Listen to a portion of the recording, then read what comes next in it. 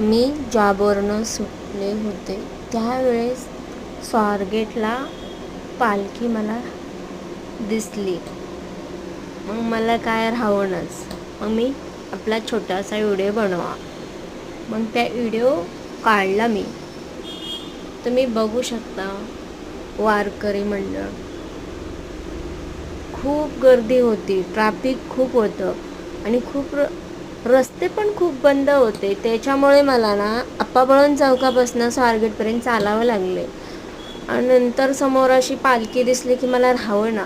मला वाटायचं आपण पण चालावं का त्याच्यात, पण नव्हतं शक्य, कारण की मला पण पुढे जायचं होतं. मग 5 वाजता मी हा व्हिडिओ काढला. मग मी सगळ्या वारकऱ्यांना येऊन पाहिलं.